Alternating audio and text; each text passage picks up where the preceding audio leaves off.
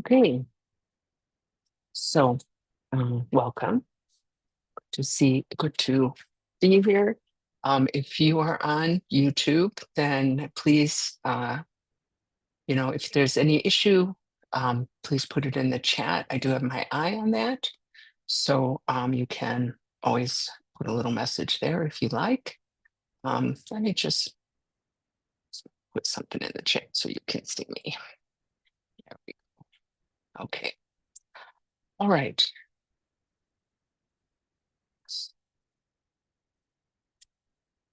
Sorry, just getting myself organized here.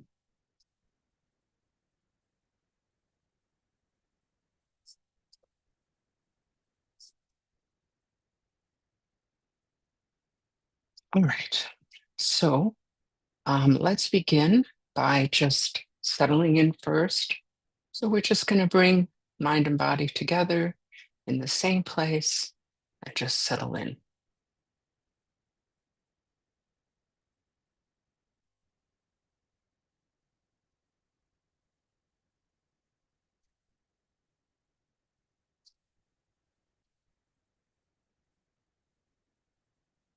Kunsanda samgarab shiri santam hakarajiba nishuna susura matutinka sosukatyamanana suwa. Omin chikin ki projane to some sangay bringing one near and some chicken sunken setan. So in a nation.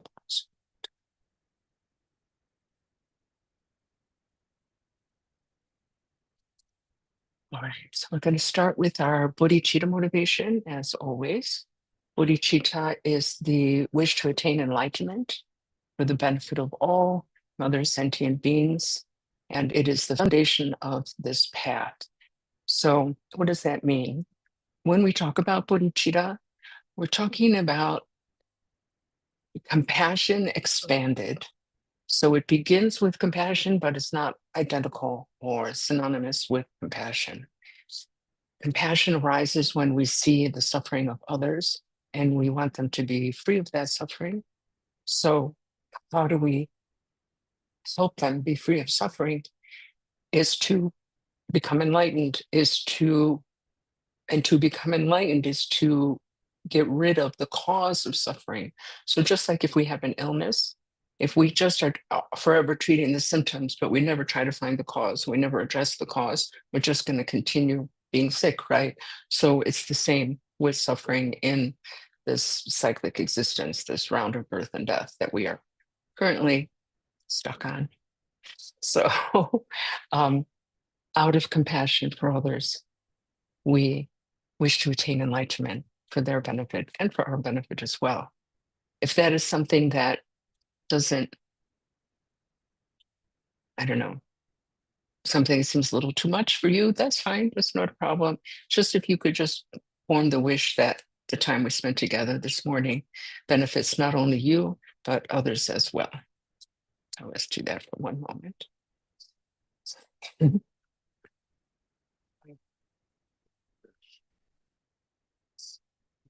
Okay.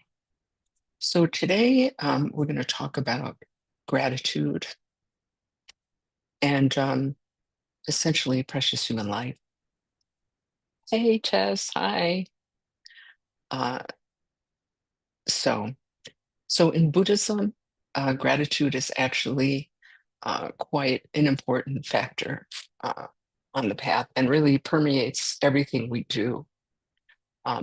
There's a Reverend Charles Hasegawa of the Stockton Buddhist Temple. I have a quote from him that says, "Gratitude is at the very core of the Buddhist teaching. We're always mindful of our indebtedness, not only individuals, but to all living beings and everything that enables us to be, all living things, actually, and everything that enables us to be." So one of the first teachings we receive on the path is called the four thoughts that turn the mind towards the Dharma. If you want to examine that in detail, you can look at our previous videos.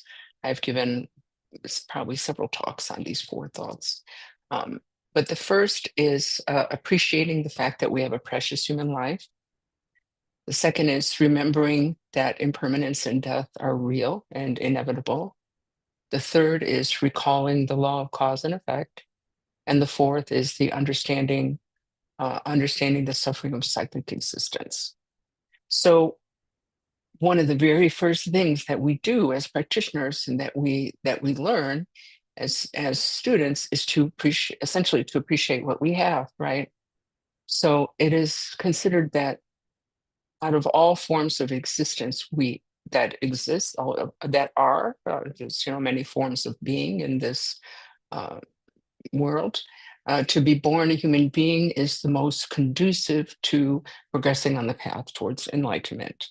So why? Because we have just enough suffering to start to ask questions, like what's going on, and to want to get out of it, right?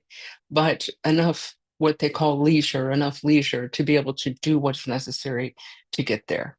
Okay. So if we have a life of like total pleasure, it's just being blissed out, kind of, this is what we call the God realm in Buddhism, sort of a heavenly type of experience, we wouldn't even consider wanting to get out, right? We're just, everything's fine. I don't have a question, it's great.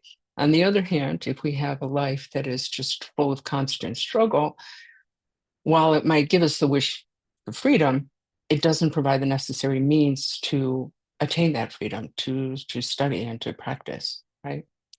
So in Buddhism, we distinguish between ordinary life and precious human life, okay? Or ordinary human life, let's say, and precious human life.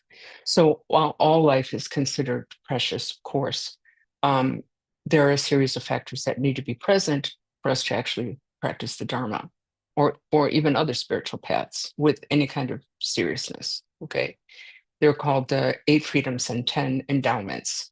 I won't list them all here, but essentially it's being born a human being with very positive conditions as opposed to being born a human with a great deal of difficulties in life, or as an animal or some other being, right?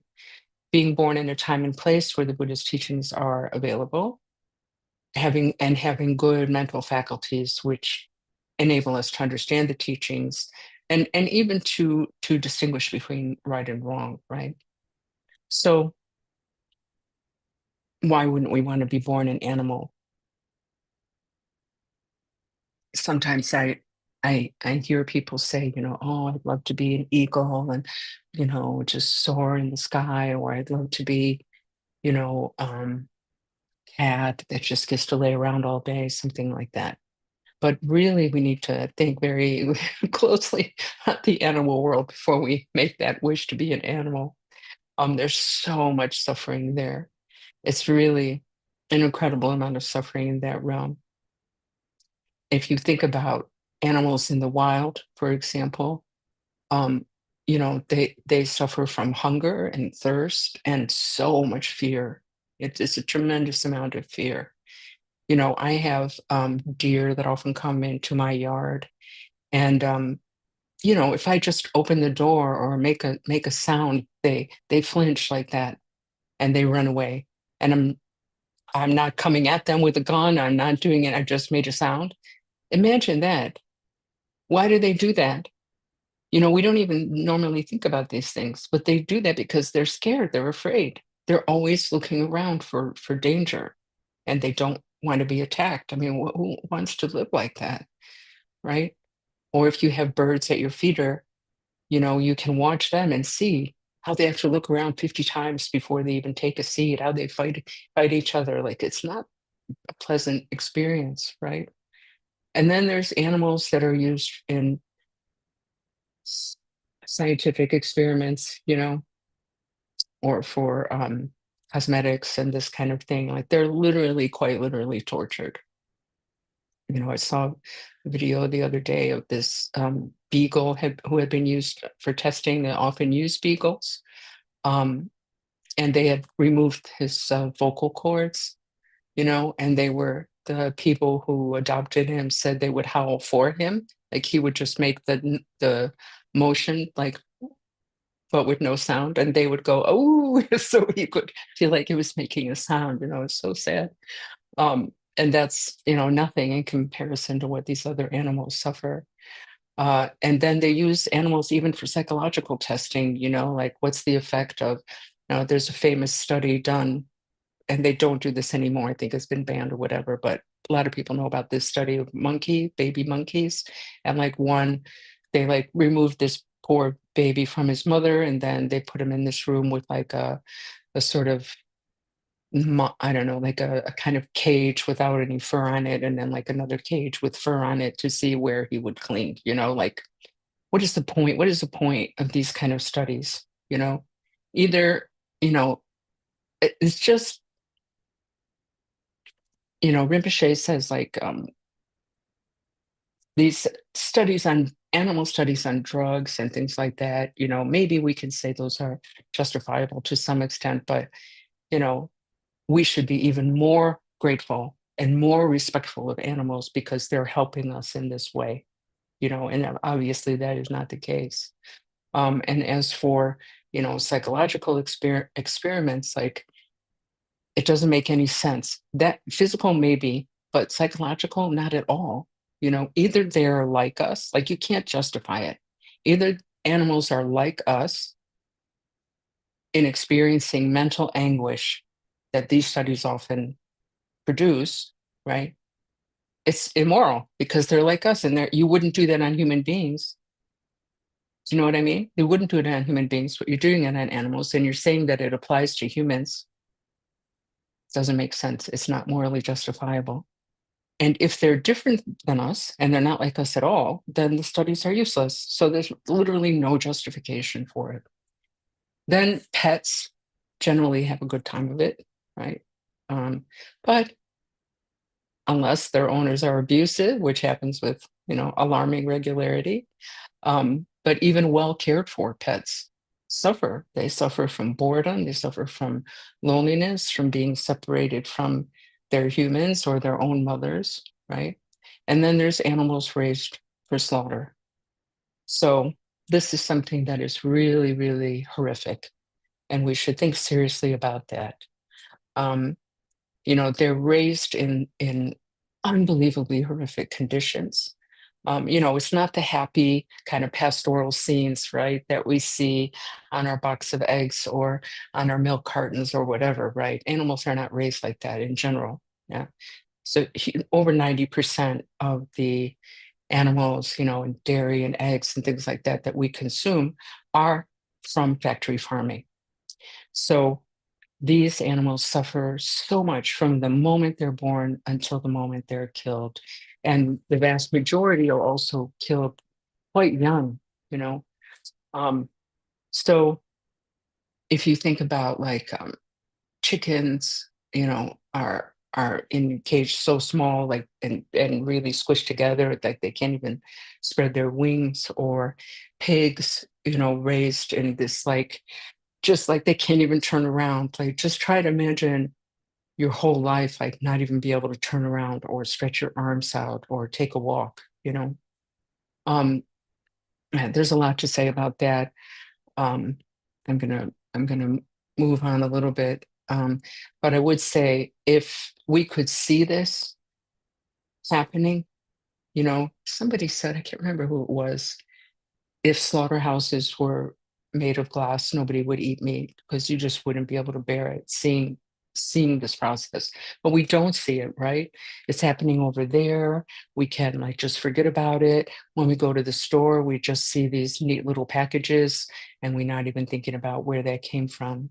Right. And it's not just the animals either. It's the human beings involved in this, which are typically or very often immigrants who are being taken advantage of, right?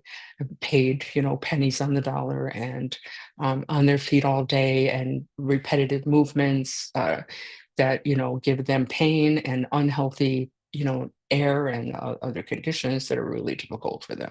So the whole thing is just horrible and just rife with suffering. Um, so these days we don't need to eat animals or animal products. We can not only survive as vegetarian, vegan, but thrive as on a vegan diet. People often worry about protein and things like that, you can definitely get enough protein, even on a vegan diet, definitely on a vegetarian diet. So I just consider that, it's not something we need to do to survive. It's so easy, to find substitutes, and people say, well, those substitutes are really expensive. Yeah, but you don't need even that. You can make things at home. Beans and rice are one of the most least expensive meals that you can make, right? And if you like something, let's say you really like lasagna, just Google vegan lasagna and you'll find a recipe. Anything, like now with the internet is like, wow, it's just really easy. So I would encourage you just to think about it, if you're not already eating that way. And, you know, you don't have to like do it overnight, just slowly, maybe don't eat meat on Mondays, or, you know, maybe just decide, oh, I'm just going to eat meat 3 times a week. And then, you can slowly like walk it back and try different things, try, like, if you like milk, maybe try soy milk, almond milk, whatever other kind of milks that are out there. And maybe you like the soy milk, but you don't like that brand. Like, I have a particular brand of soy milk that I like better than anything else, and I don't like almond milk, blah, blah, blah. You get the point. You can even make it at home. So um, I just want to, yeah, encourage that. And, the choices that we make affect not only ourselves, but it affects the whole world, you know. Um, the animal industry, I don't know what you call it, the animals for meat industry, let's say, is responsible for so much of the destruction of the planet, more than you would imagine. Water pollution, uh, devastation of acres and acres of land that could be used for other things, actually famine, destruction of the rainforest, and there's ample evidence of that, which you can Google to see for yourself. So anyway, I think basically if we're on a spiritual path, whatever that path may be, and like we're claiming we want to make the world a better place, like we want to foster peace, love, and justice on the earth, that we're kind of hypocritical if we support this kind of cruelty and say that we love animals, or say that we're trying to be a good person. Like, you know that includes everything we do, right? So anyway, we're all connected, and so we want to think about that. So we develop a feeling of gratitude for the fact that we weren't born an animal this time around, right? It's not really a nice existence. So, yeah, if we talk about the rarity of having a precious human life, and again, this is something that doesn't necessarily, I mean, from our standpoint, it does apply to, the Buddhist path, but you can think about this on whatever kind of spiritual path that you're on. It really takes a lot of amount of variables, a large amount of variables to come together at the same time for us to be able to practice, right? So our teacher likes to compare it to making a cup of tea. Yeah. There's so many things that need to be together just to have a cup of tea, right? You need your, you know, cup, you need tea, you need, some heat source, you need water. Yeah. And if any of those things, if even one of those things is missing, you have no cup of tea. Yeah. I mean, you could go back to the very beginning where someone back there in history discovered that tea is a nice drink. I remember this great story about in old Tibet, before they had tea, someone had come from India with like a block of tea and offered it to this family, and said that they should boil it, and they boiled it and they threw out the water and they ate the tea leaves. And they were like, oh, this is terrible. This tastes awful. Who would want this, So, so someone had to discover it. And even if you zoom to the present day, right, There's tea plantations. They have to be healthy. People got to cut it, pick it, package it, ship it, and stock it on the shelves. We have to have enough money to buy it. Like so many factors, right? So if that's true for a single cup of tea, imagine all that is necessary for you to practice a spiritual path, right? And then there's interdependence, which is a key concept in Buddhist philosophy. This understanding that, everything is connected to everything else. Yeah. So there's nothing that, for example, just pops out of the sky like fully formed and well, you can use it or interact with it in some way. Everything has causes and conditions that go back and back and back.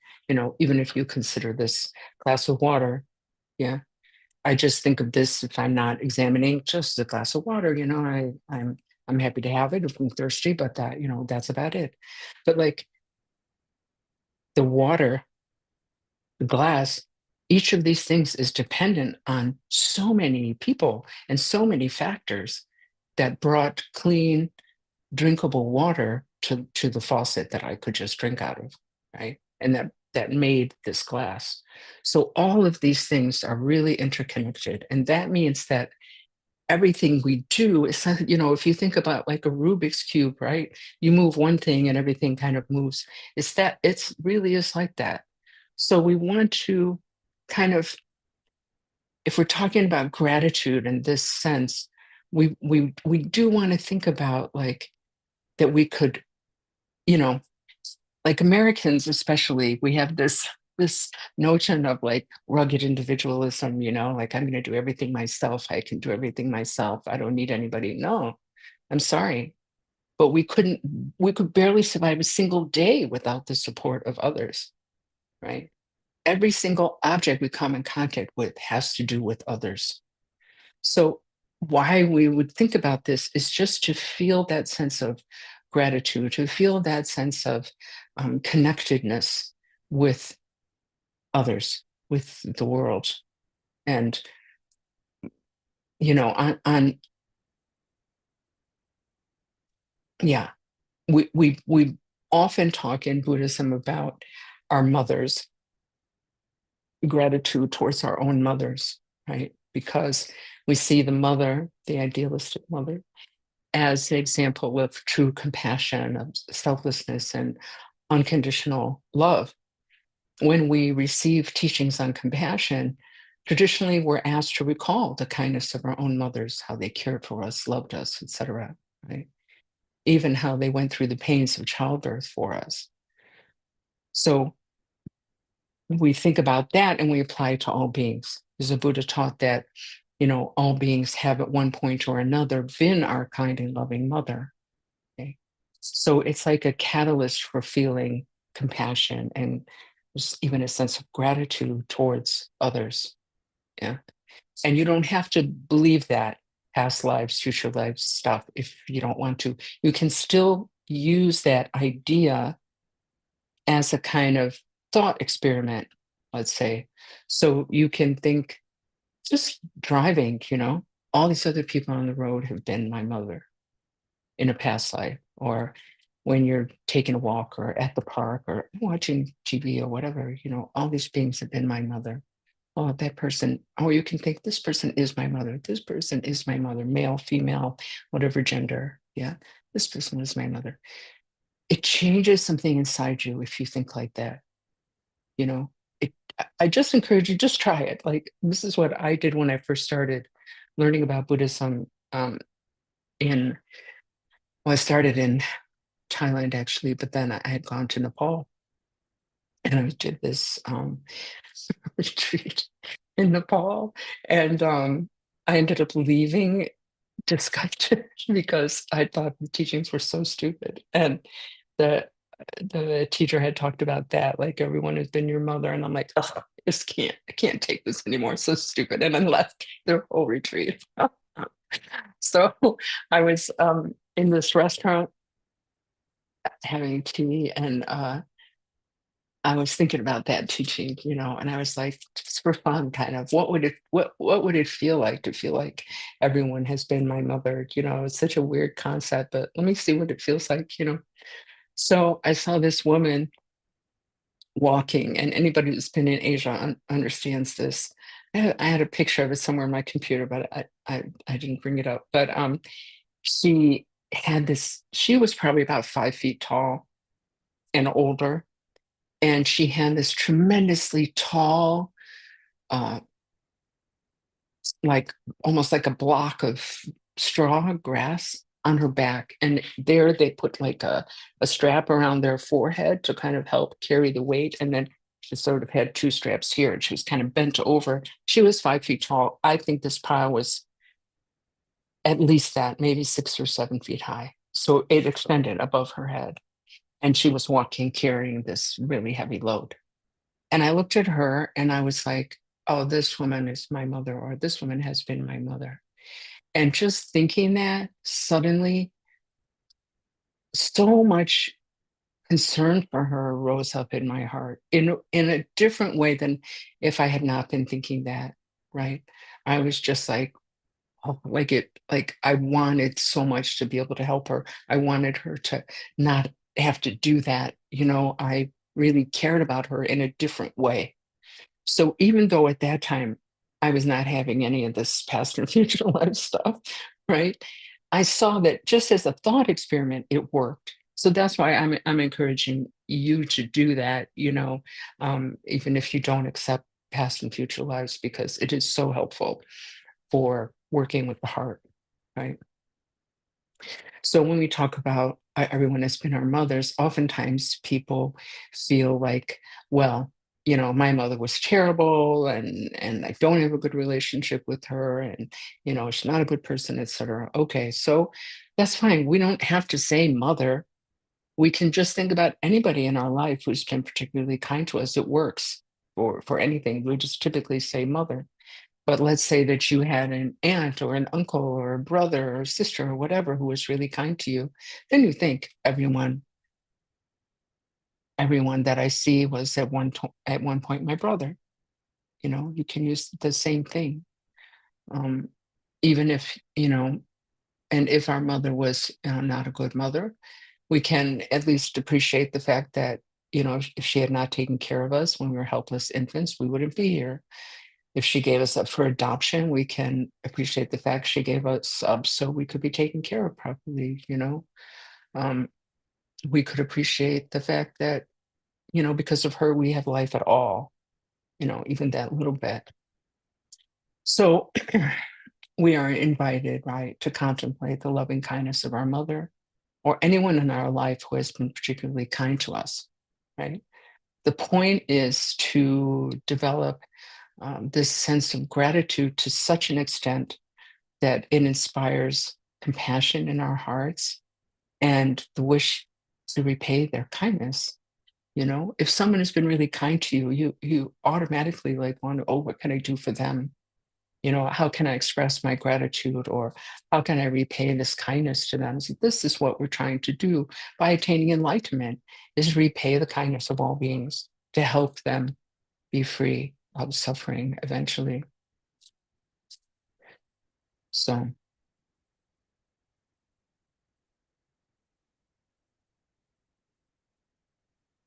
we a key factor in Buddhist practice is to work with our mind.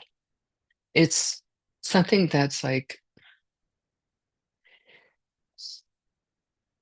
it's a practical method for developing the spiritual qualities we're trying to develop, right? Instead of just saying, you should be like this, you shouldn't be like that. Like, okay, that's maybe good instruction, you should be kind, you should be meek. That's great, good instruction, But how do I do that? This was always my question growing up as a Catholic, and, wanting to follow the teachings of Christ, which are really difficult if you pay attention. It's difficult, you know. Love your neighbor as yourself. Okay, maybe I can do that, Love your enemy. Sorry, what? Excuse me? Like, oh yeah, I see the value in that. But I hate my enemy. Maybe I even hate my neighbor, Even if they're nice to me, maybe I hate them. Who knows? But we have to find a way to develop that. And it was always my question. And, pretty much the only answer I ever got was to pray. And so I prayed, but I still had a really bad temper. I still had, a lot of issues in that way. And I was like, well, it's not really, it's not really helping me. So I was so happy when I did my first retreat in Thailand. And, I was taught like, oh, through meditation and study and contemplation, like I can actually develop these qualities and form other habits. So I think that's a really important thing to remember that, we're meditation and as I said, study contemplation, these are really practical things to help us develop the qualities that we want to develop to help us to be free of anger and jealousy and pride and hatred and all those things, right? So it's not magic. It's not something that happens overnight, but it does happen gradually if we practice, if we do these practices and develop other habits. So if we have the habit of reacting to things with anger or fear or whatever, anxiety, we can change that. We can change that gradually by simply developing other habits. Mm, Excuse me. So in a sense, we're using our thoughts to develop our heart, right? So our happiness depends in large part on what we choose to focus on in ourselves and in our lives, right? The mind is primary. Okay. We can focus on all of our faults, for example, or we can focus on our own basic goodness, on our amazing capacity for love and generosity. Okay. We could appreciate the fact that we have enough money to house and feed ourselves and our families. Could appreciate the fact that, we're not sleeping in the street. So we could even be grateful for the difficulties we face in life, how they make us more compassionate and understanding of the pain of others, you know, how they teach us and make us stronger and purify our negative karma. We can use our difficulties, whatever we're facing in life, to increase the compassion in our hearts. Instead of, so like normally we kind of huddle into ourselves when we suffer, right? We sort of self isolate and we feel quite alone in our suffering, but we could instead think of others and make the aspiration prayer that our pain take away their pain. Yeah. It can be really specific, like may my knee pain take away the knee pain of anybody who has pain in their knee, or we can be more general, may my knee pain take away the pain of all beings. You know, it's not going to take away the pain of all beings, okay? But it's a practice. It's a practice on opening our hearts to others, developing awareness of others, and developing compassion for others, okay? And we can use our own happiness also to develop compassion for others. We don't have to just focus on our suffering. On those days when we wake up feeling great, instead of turning it into some kind of smugness or again, almost a sort of shield around us, to keep us away from others, we can use it to think of others. We can think, may everyone be as happy as I am right now, even happier, you know. May I do all that I can to bring others to peace and happiness. So I'm going to read this quote from the Dalai Lama. He says, every day, think as you wake up. Today, I am fortunate to be alive. I have a precious human life. I'm not going to waste it. I'm going to use all my energies to develop myself, to expand my heart out to others, to achieve enlightenment for the benefit of all beings. I'm going to have kind thoughts towards others. I am not going to get angry or think badly about others. I'm going to benefit others as much as I can, unquote. Okay, so that's the end of that talk. If you have any questions, you can put it in the chat. I will wait for 1 minute for that, probably less than a minute.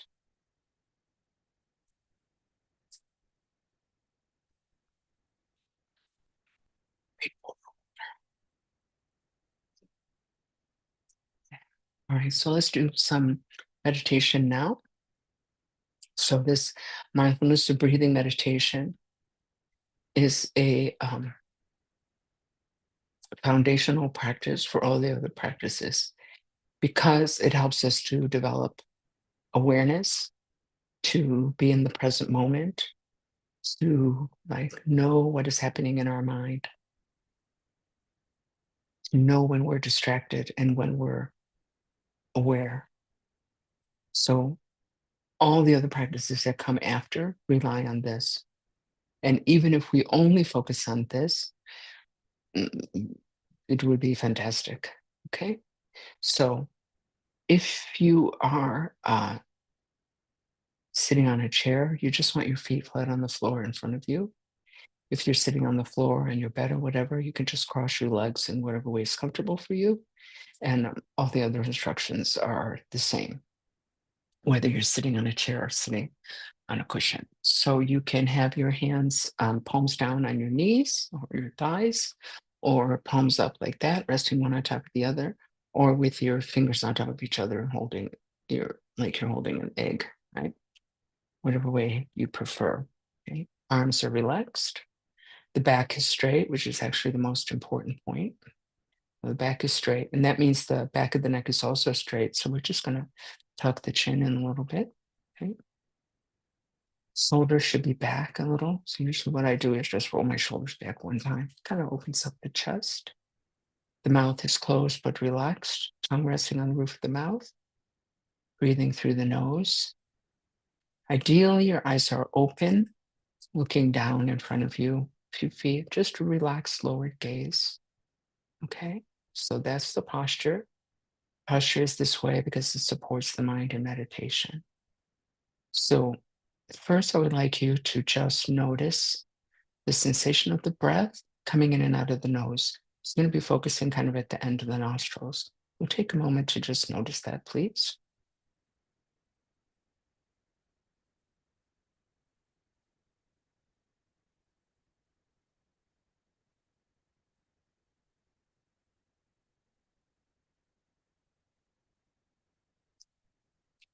Okay, so the meditation is trying to maintain continuous awareness of that sensation, right? And letting the thoughts come and go. So normally what happens in our day-to-day life, if thought arises, we run after it, okay, and we feed it. And then we're just in this kind of like constant cycle, right, of running after all the thoughts, taking them as, solid and permanent and so forth, and it's super important and things like that, okay? So here, what we're trying to do is just be aware of the breath. Let those thoughts come and go. Thought will arise, dwell, and disappear. It'll be replaced by another thought, either logically connected or completely unconnected, will arise, dwell, and disappear over and over again. So we're not trying to stop thinking, okay? It's not really possible. We're not trying to stop thinking. We're just trying to avoid running after those thoughts, feeding those thoughts. We just let them be. Think of them as like clouds moving through the sky, okay? Probably what's going to happen is we're going to get distracted. One of those thoughts is going to catch us, and we're going to go running after that thought for a little while. As soon as you realize you got distracted, just bring the mind back to the breath. That's the practice. It's simple. It's not necessarily easy, but it is simple. Okay. So we have the posture, focusing on the breath, letting the thoughts come and go. Okay. So please begin now.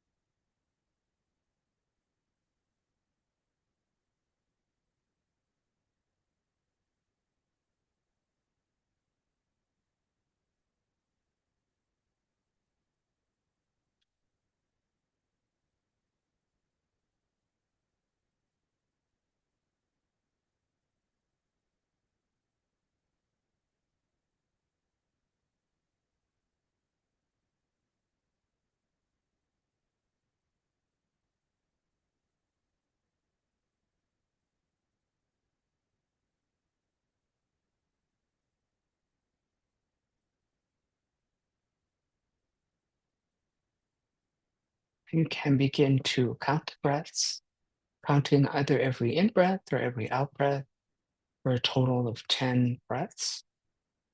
Counting acts as a tool for helping us to realize more quickly when we've gotten distracted. So if you lose count, then obviously you got distracted. So if that happens, let's say you get to 4 or whatever, and you start running after some thought, and then you realize, oh, where was I?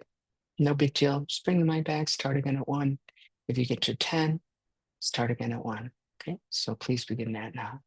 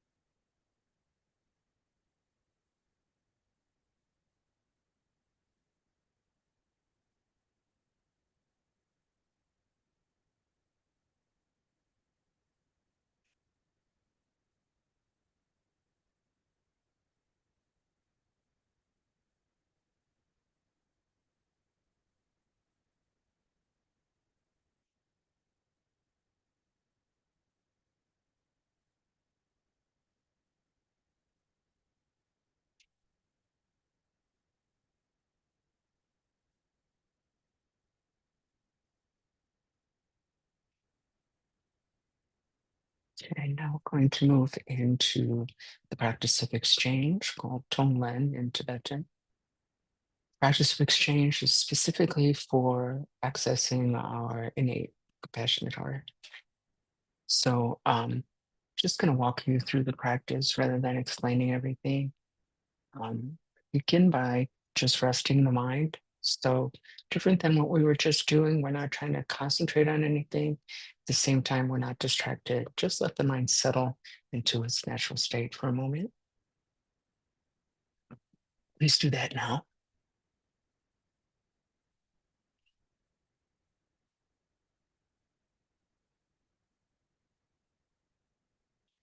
In this practice, if you want to close your eyes, please feel free.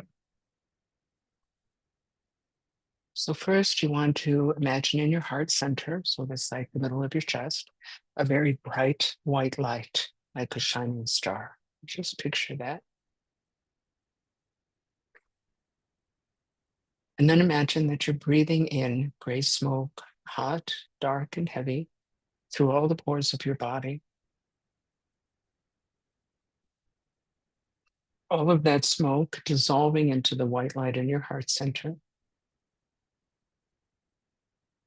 So there's not a single particle of smoke left, there's only light.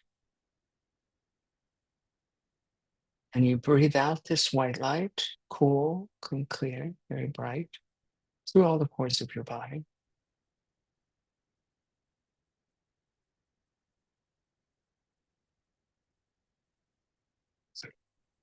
Now imagine in front of you someone that you love a great deal. We start here because it's the easiest. So just imagine in front of you someone that you really love. They can be alive or they can have already passed. It's practice works either way.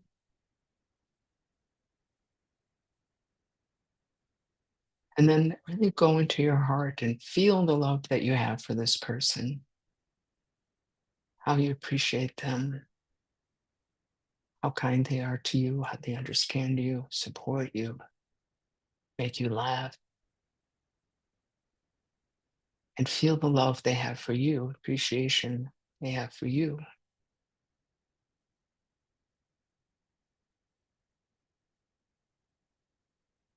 And then consider whatever kind of sufferings this person is going through or has gone through. Physical, maybe they're sick or they have some other kind of physical difficulty, mental, emotional. Maybe they suffer from depression or loneliness or addiction. Maybe they have money problems or having trouble at work, at home, whatever they're going through.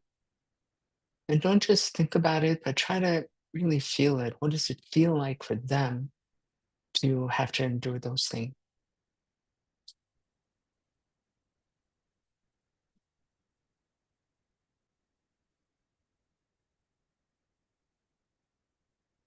And once we think about that, immediately we want, it's just compassion arises, right? We want them to be free of that suffering. We don't want them to suffer.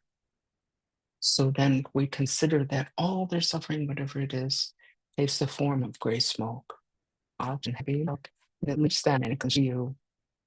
And with so much love and openness, you breathe that in through all the pores of your body. And all of that smoke dissolves into the white light in your heart center until there's not a single particle of smoke left. There's only light. And then you offer this person that you love so much your own happiness, your own good fortune, anything at all that they may need to feel better. And add to that the wish that they attain full enlightenment in this very lifetime. And all of that takes the form of white light, cool, clear, very bright light and weight. And you breathe out this white light, and the white light goes towards this person. And when the rays of light touch them, all of their suffering just disappears, dissolves with them. And they feel so relieved and happy and at ease.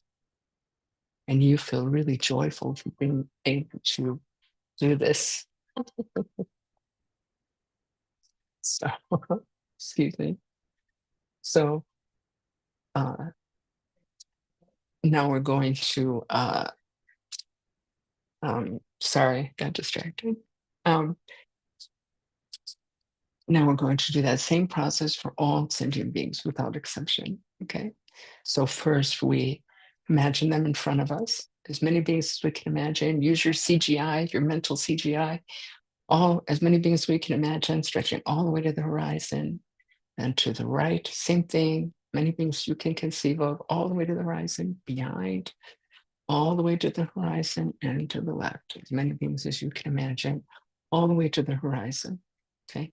So now you're in the middle of a sea of sentient beings, each one of whom has been your mother, or your brother or your sister, any loved one in a previous life. Generate that care and concern for them as you did for this person you love so much. Same care, same love, same concern, same wish to remove their suffering. Okay?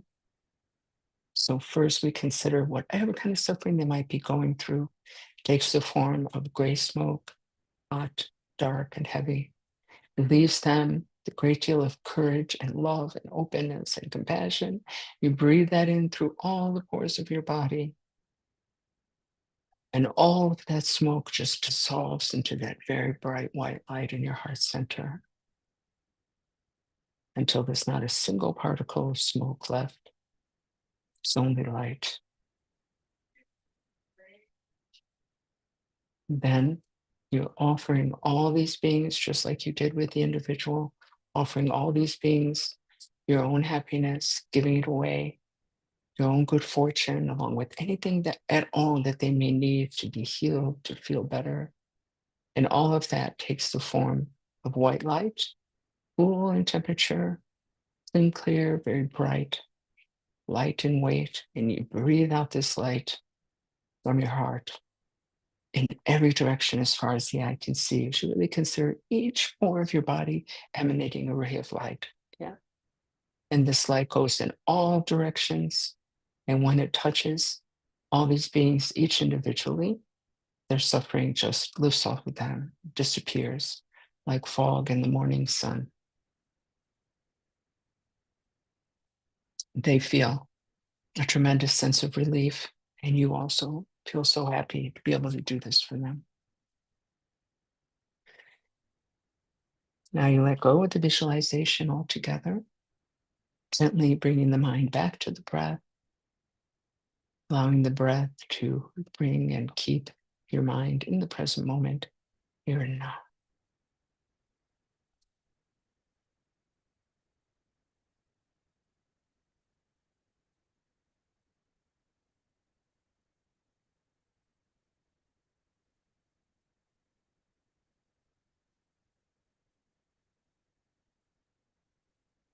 Okay, we're going to end the meditation here.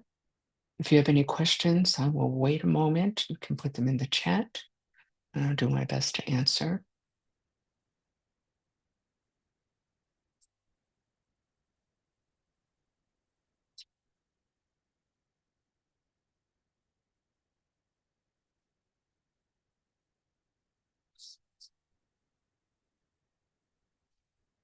Okay, it doesn't look like anybody has questions. That's fine.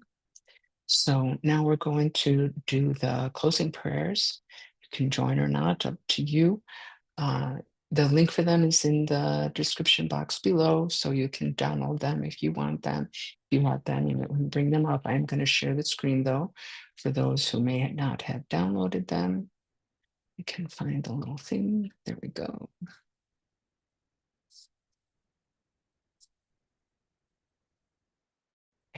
So these are long life prayers for our teachers. And we say these to, as an aspiration that they live long so they can continue to share the Dharma with us and help us progress along the path. We begin with the long life for His Holiness the Dalai Lama, and then below that, Jigme Khyentse Rinpoche, and then the next column, Palmo Rybicki, and the long life of all the teachers. These we just say in Tibetan. So let's do that now.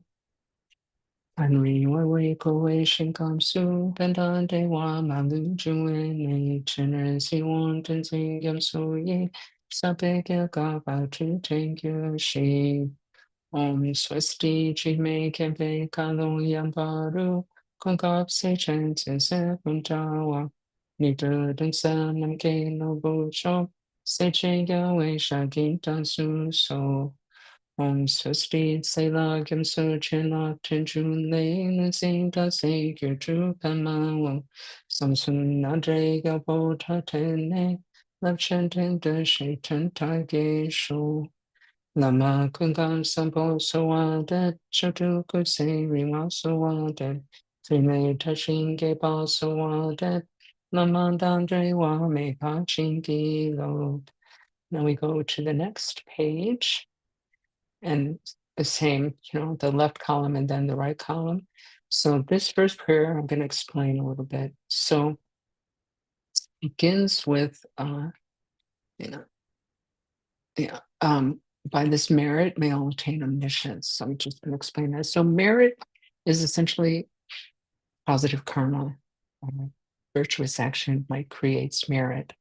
And if we don't dedicate our merit, then it's something smaller than if we do dedicate it. So when we dedicate the merit, we're talking about kind of redirecting the energy of the merit so that it benefits all beings and not just ourselves.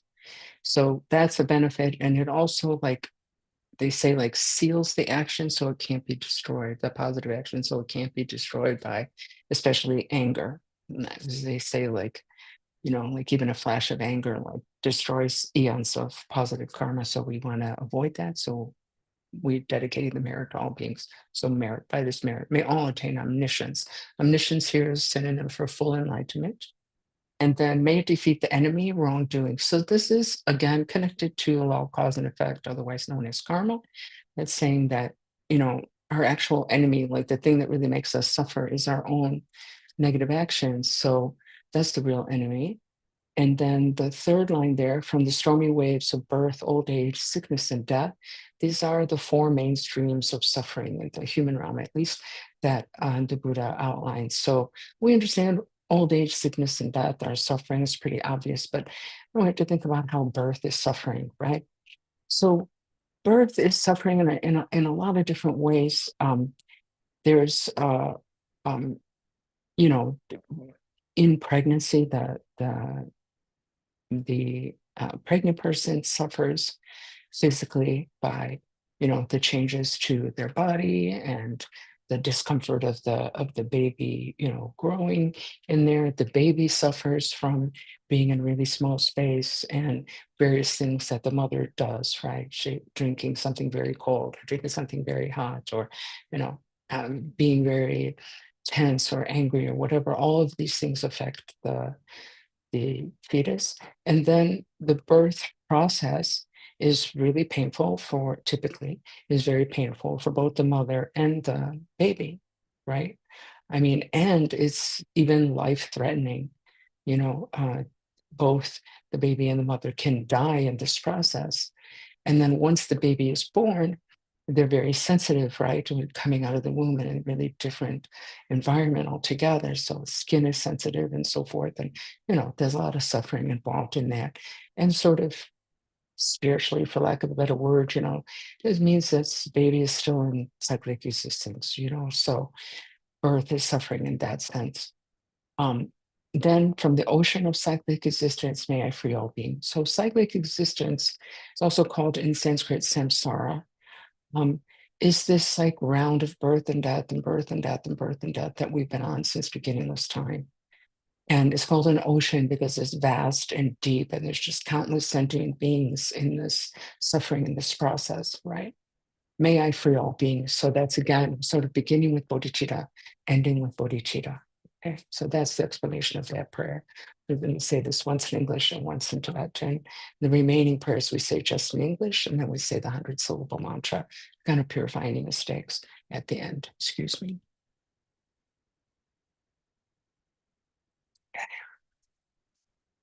By this merit, may all attain omniscience, may defeat the enemy of wrongdoing. From the stormy waves of birth, old age, sickness, and death, from the ocean of cyclic existence, may I free all beings. So Nandi Tamche Sipani, Tone Nipe Tranam Tamche Shing, Kegana Chi Balon Trupai, Sipe Sole Droa Droa Shom. Pardon me. So these next two we say just in English. May bodhicitta, precious and sublime, arise where it has not yet come to be, and where it has arisen, may it never fail, but grow and flourish ever more and more. As long as space endures, as long as sentient beings remain, until then may I too remain and dispel the miseries of the world. Ever absorbed in the display of divine forms of primordial awareness, appearance, sound, and perception in the state of divinities, mantras, and dharmakaya, May I, inseparable from the practice of the profound and secret great yoga, attain within the essence of mind the state of one pace. And then the mantra, pardon me.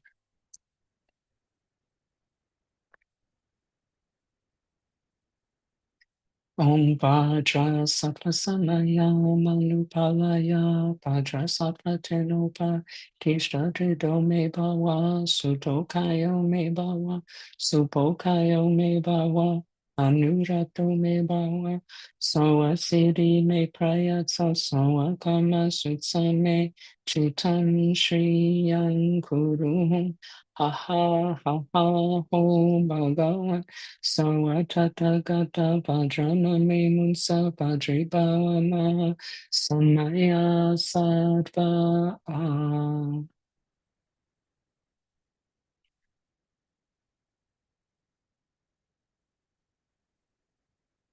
So thank you so much for joining us this morning. I just have a couple of announcements before I let you go. We do have meditation here on YouTube every Saturday. And on the second Saturday of the month, we also have meditation in person at the Lakewood Public Library. Hey, Eileen, thank you. This Tuesday, wait, nope, sorry. Yes, this Tuesday, June 3rd, at 7:30, we're going to be practicing the Buddha Sadhana together over Zoom. So you're more than welcome to join us for that. Links for everything are in the description box below. We do that sadhana 3 times a month. We'll also be doing it on Wednesday, June 11th. We will have a summer break in June, starting on the 22nd of June, which is a Sunday, through the 20th of, so like a month pretty much, through the 20th of July, which is a Sunday. So that's our summer break. So we'll be doing the Buddha Sadhana still. Someone Sharon has generously offered to lead, and but we won't be doing the meditations during that time. So I'll remind you of that again. I'll be putting out a newsletter. Really, the best way to know what's happening for us is to sign up for the newsletter. So you can do that on our site, which is in the link below. It's buddhistcleveland.org. So again, thank you so much. Enjoy the day.